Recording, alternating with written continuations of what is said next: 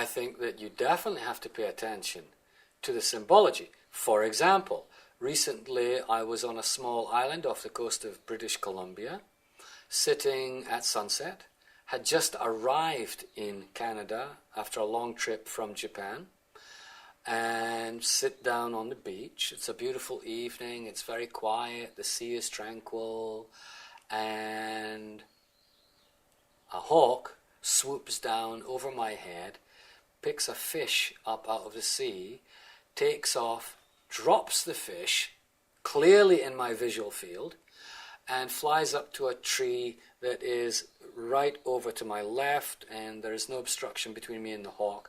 The hawk sits on top of the tree and appears to be looking down at me. So, was this a random occurrence of a hawk just going fishing and I just happened to be there and he just happened to drop his fish?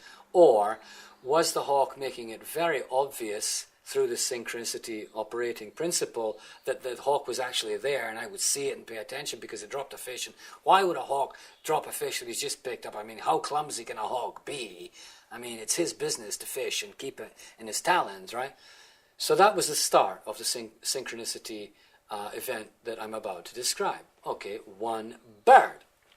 About 2 minutes later, an eagle flies down over my head and goes up about 10 meters to the left of the hawk and stands up and looks down towards me too. Now, I don't know what the relationship of hawks and eagles are, and I don't know how often we see them in the same space together, but it would be an interesting thing to study. I don't think they're that friendly. Maybe not. Maybe this happens all the time.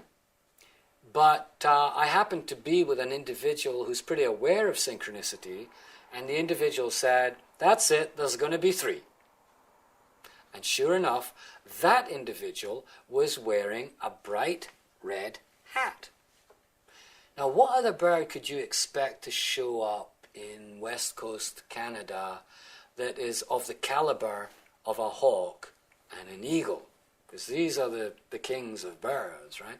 And if a third one is going to come along, I doubt if it's going to be a sparrow.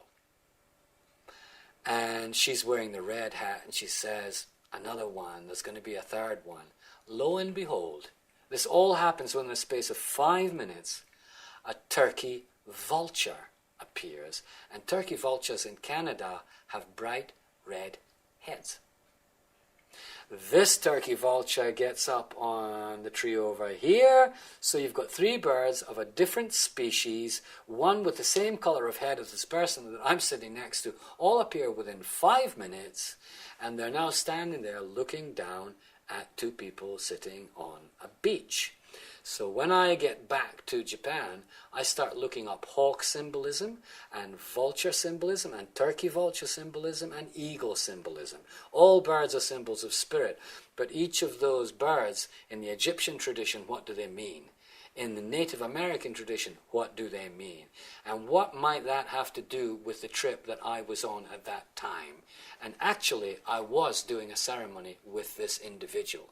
And the ceremony involved, I've just come back to this land after a long absence, and I want to be part of this land again.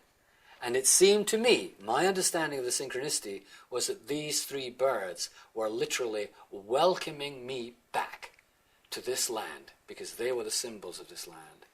And it gave me great inspiration and helped me.